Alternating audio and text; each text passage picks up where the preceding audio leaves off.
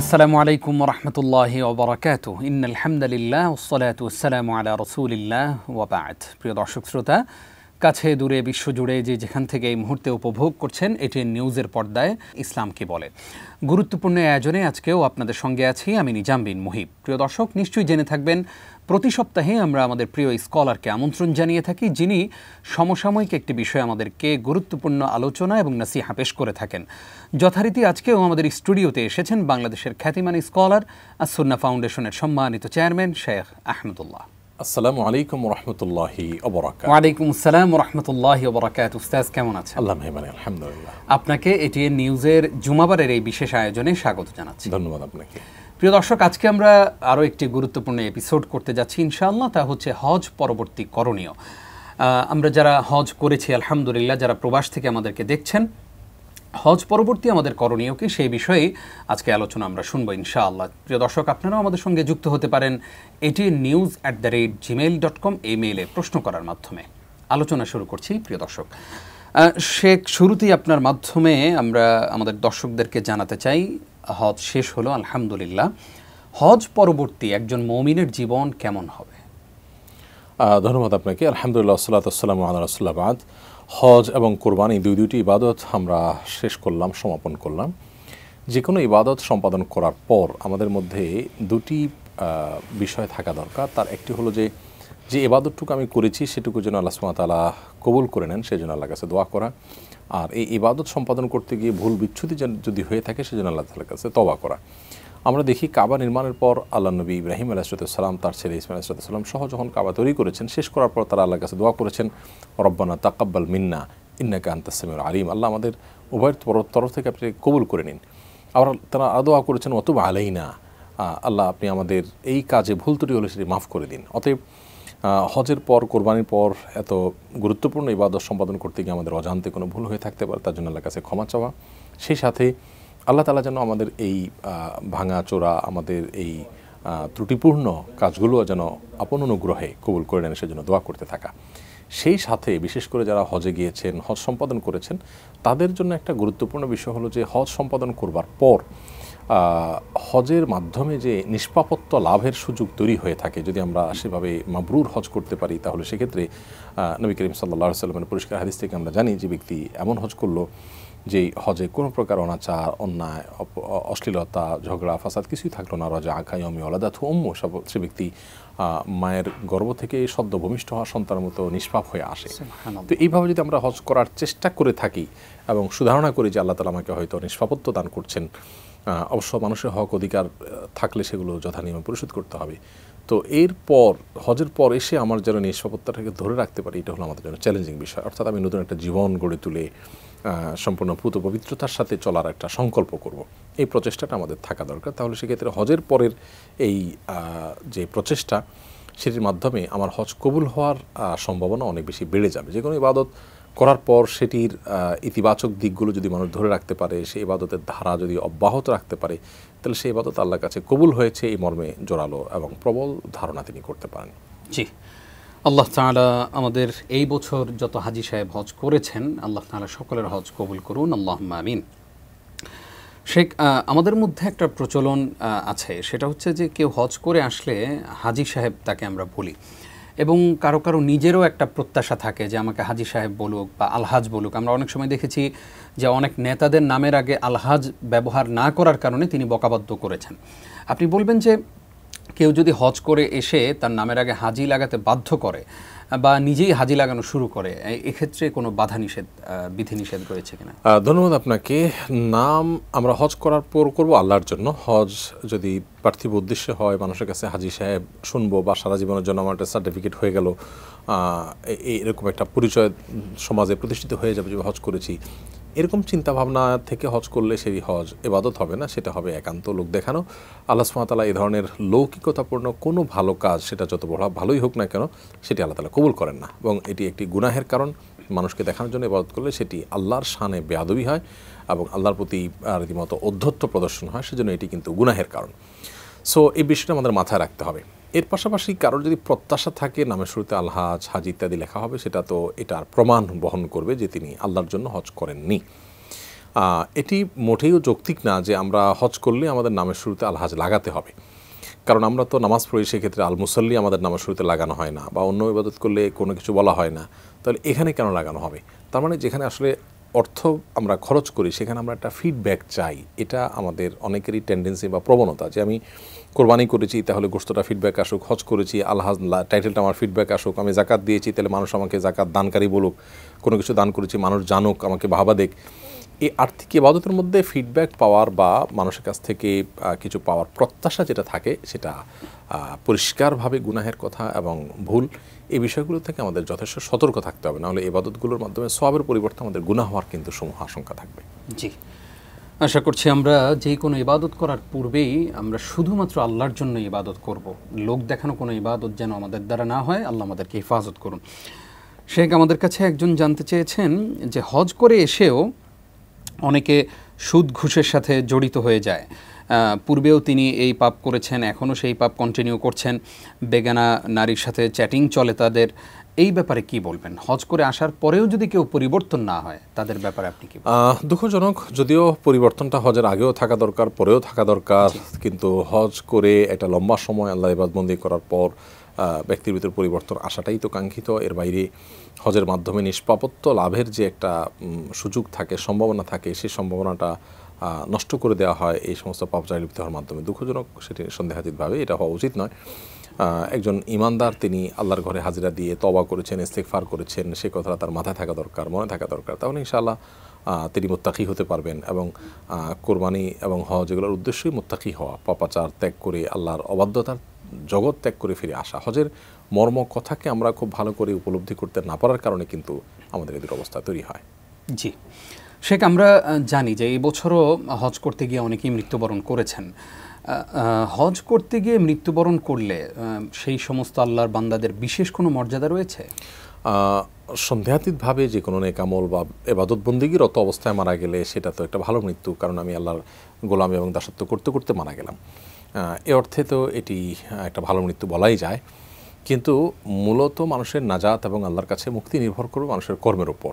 আপনার কর্ম, আপনার বিশ্বাস, আপনার নীতি, আপনার উক্তি, এগুলো যদি ভালো হয়ে থাকে তাহলে সেক্ষেত্রে আপনার মৃত্যু যেখানে যে অবস্থায় হোক না কেন ইনশাআল্লাহ বিদিন আল্লাহ তার কাছে আপনি ভালো কিছু আশা করবেন। আর ইবাদতরত অবস্থা আপনি করেছেন, সেদিক থেকে একটা জোরালো সম্ভাবনা তৈরি হয় যে আপনি আল্লাহর কাছে হয়তো নেককার বান্দা হিসাবে ইবাদতরত অবস্থায় গেছেন। বিশেষ করে একটা হাদিস রয়েছে, যারা এহরামরত অবস্থায় মারা যাবেন, যারা আল্লাহ রাস্তায় শাহাদাত করবেন, মারা যাবেন রক্তাক্ত অবস্থায়, তারা যে অবস্থায় মারা গেছেন তারা এই অবস্থায় কিয়ামতের ময়দানে উঠবেন। এহরামরত হাজী সাহেবরা ওই এহরাম পরা অবস্থায় কিয়ামতের ময়দানে উঠবেন। অর্থাৎ বোঝা যাবে যে এই লোকগুলো হজ বা উমরার এহরামরত অবস্থায় মৃত্যুবরণ করেছিলেন। অন্য সাধারণ মানুষের মৃত্যু থেকে তাদের মৃত্যুটাকে আলাদা দেখা হবে এবং কিয়ামতের ময়দানে তাদের আলাদা মর্যাদা এখান থেকে প্রমাণিত হবে। তবে এটি হলো অ্যাক্সিডেন্টে যদি মৃত্যু হয়ে যায়, কিন্তু আমাদের সতর্ক থাকা উচিত সুস্থ থাকার জন্য। বিশেষ করে হিটস্ট্রোকে গত 1-2 বছর যাবৎ সৌদি আরবে প্রচুর মানুষ আপনার আরাফাতের দিন বা তারপরের দিনগুলোতে মারা যান অতিরিক্ত গরমে, তারা অসতর্ক থেকে। তো অসতর্ক থাকার কোনো সুযোগ নেই। ইমানদার তার বাঁচার জন্য তিনি সর্বোচ্চ চেষ্টা করবেন, সর্বোচ্চ সতর্ক থাকবেন। এরপরও মৃত্যু এসে গেলে আল্লাহ তাআলার কাছে তিনি অবশ্যই মর্যাদা লাভ করবেন। জাযাকাল্লাহ খাইর উস্তাজ, আসবো আপনার কাছে আবারও ইনশাআল্লাহ ছোট্ট একটি বিরতির পর। প্রিয় দর্শক, আপনারা দেখছেন আপনাদের প্রিয় আয়োজন ইসলাম কি বলে। জীবন ঘনিষ্ঠ আয়োজনের এই পর্যায়ে ছোট্ট একটি বিরতির সময় হলো, আমাদের সঙ্গেই থাকুন।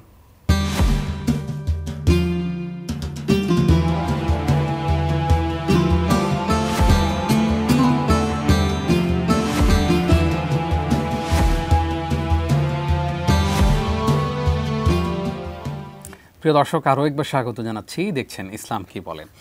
আজকে অত্যন্ত গুরুত্বপূর্ণ আরও একটি এপিসোড আমরা আপনাদেরকে উপহার দেওয়ার চেষ্টা করছি, আর তা হলো হজ পরবর্তী করণীয়। এ বিষয়ে কথা বলছেন দেশের খ্যাতনামা স্কলার শেখ আহমদুল্লাহ। শেখ, আরও একবার স্বাগত জানাচ্ছি আপনাকে। শেখ, আমাদের হাজী সাহেবরা তো আলহামদুলিল্লাহ হজ করেছেন। এই যে হজ পরবর্তী লম্বা একটি সময় তারা মক্কা মদিনায় কাটাবেন, এই সময়টা আসলে তারা কিভাবে কাটাবেন আপনি আমাদেরকে জানাবেন। ধন্যবাদ আপনাকে। হজ পরবর্তী সময়টা আমাদের হাজী সাহেবদের জন্য অনেক ক্ষেত্রে বোরিং, কারণ হজ শেষ হয়ে গেছে, এখন দেশে আসার জন্য সবাই ব্যাকুল হয়ে পড়ি, আমরা আকুল থাকি। তো এই সময়টা আমাদের জন্য নানা দিক থেকে খুবই গুরুত্বপূর্ণ।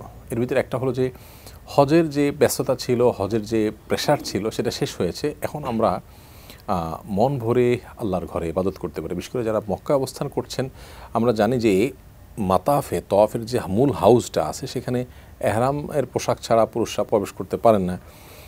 মহিলাদেরও অবশ্য নিষেধ, কিন্তু মহিলাদের যেহেতু ফিল্টার করার কোনো সুযোগ নেই, তাদের এহরামের কাপড় সাধারণ পোশাক একরকম, সেজন্য তারা ঢুকে যান। তো এই রকম পরিস্থিতির কারণে মন ভরে তওয়াফের মূল হাউসে নেমে বাইতুল্লাহর তওয়াফ করার সুযোগ আমরা পাই না সারা বছরই।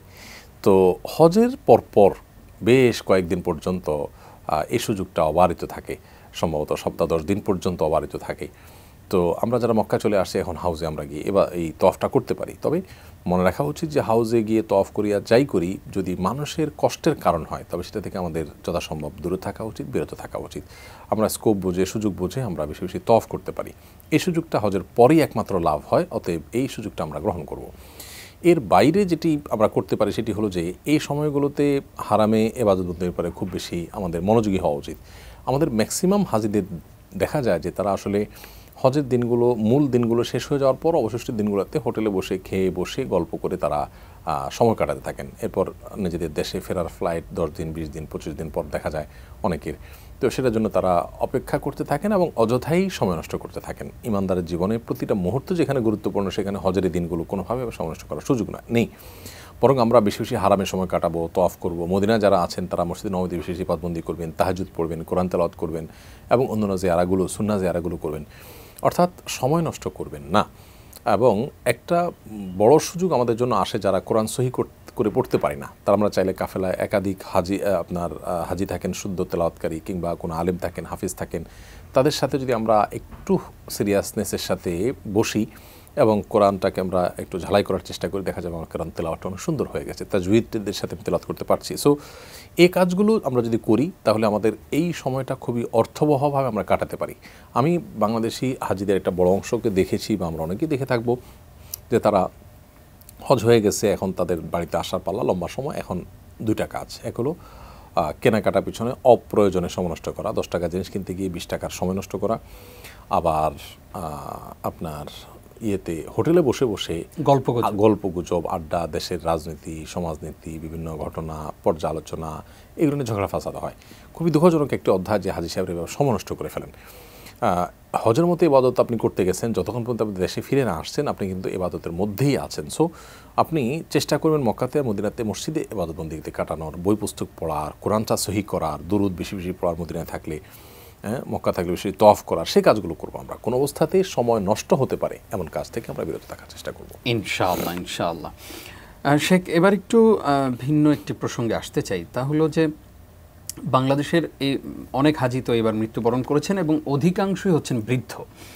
তো আপনি বলবেন যে আসলে হজটা কোন সময় করা উচিত? আমরা দেখি যে আমরা নিজেরা হজ করতে পারি না, একটা সময় রিটায়ারমেন্টে গেলে তারপরে হজ করব, এরকম একটা চিন্তা থাকে। আবার অনেক সময় আমরা আমাদের বাবা মাকে, আমাদের এই মুহূর্তে অর্থ আছে, তারপরও এখন আমি বাবা মাকে পাঠাচ্ছি না। যখন বাবা মা আরও একটু বৃদ্ধ হন, একদম বৃদ্ধ বয়সে আমরা বাবা মাকে হজে পাঠাই।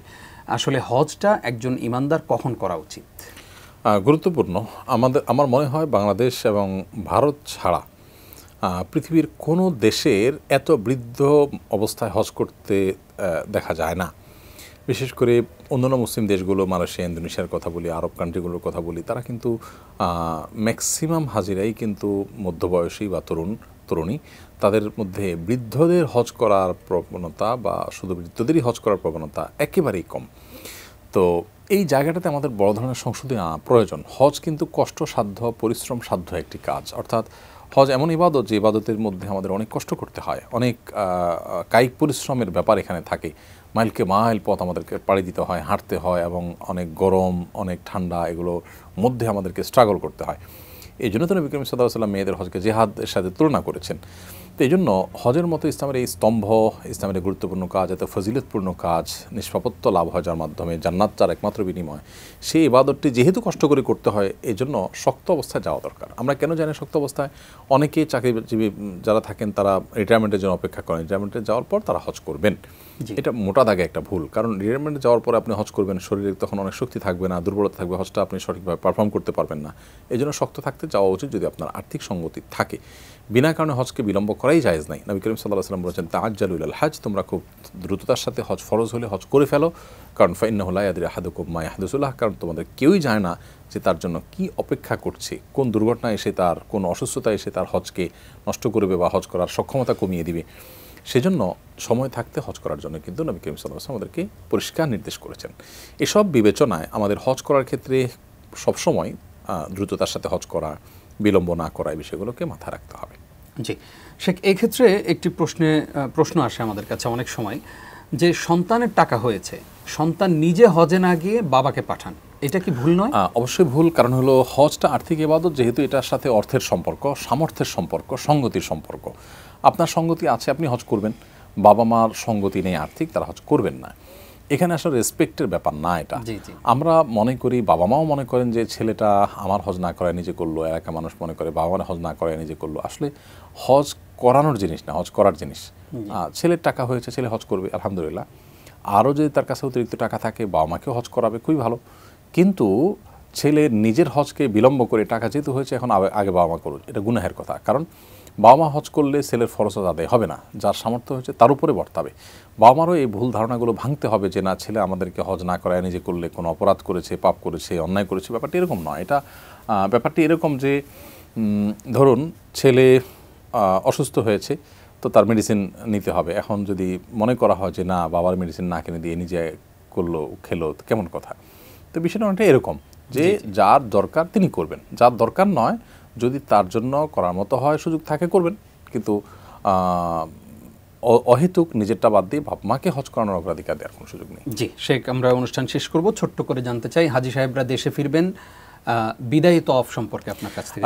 হজের সর্বশেষ কাজ হলো বিদায়ী তওয়াফ। বিদায়ী তওয়াফ করা কিন্তু ওয়াজিব কাজ। ওমরাতে বিদায়ী তওয়াফ নেই, কিন্তু হজে বিদায়ী তওয়াফ আছে।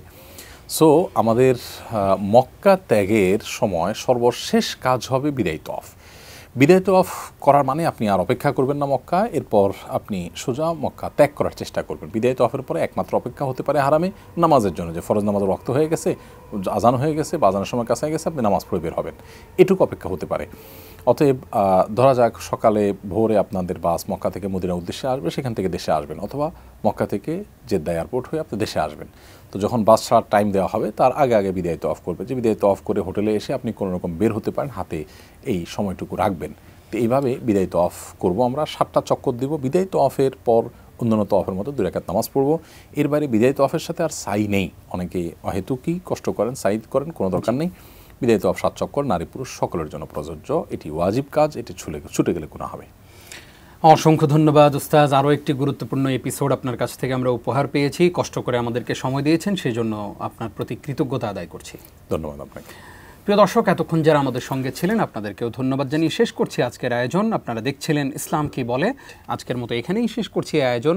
আসসালামু আলাইকুম ওয়া রাহমাতুল্লাহি ওয়া বারাকাতুহু।